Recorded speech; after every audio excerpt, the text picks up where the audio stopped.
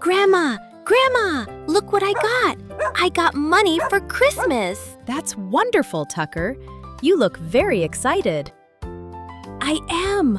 I want to buy toys, candy, maybe games. Can I use it all right now?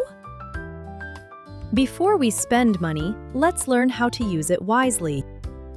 Money helps us make choices, and today I want to show you 3 smart ways to use money. 3 ways?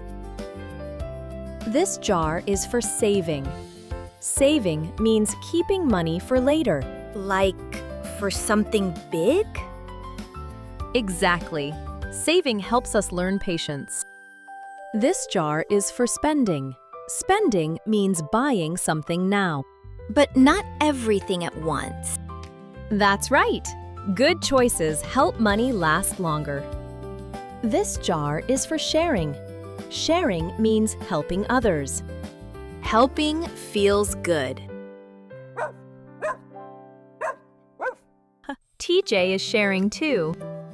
Now, Tucker, before we put the money away, let's make a simple money plan. A plan? Yes, writing things down helps us remember our choices. Let's draw or write how much you want to save, what you want to spend, and how you want to share. I like this. It helps me think before I spend. That's exactly why planners are helpful. They help us slow down and make smart decisions. I like writing my ideas down. Okay, I'll save some for later, spend a little, and share some too. That's a wonderful plan, Tucker. Remember, money doesn't have to be used all at once. Planning helps us make choices, feel confident, and be kind. Money helps us make choices. Exactly. If you had money, what would you save it for?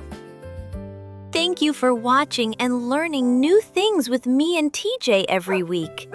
If you like our video, please help us grow by clicking like and subscribe. We'll see you next time.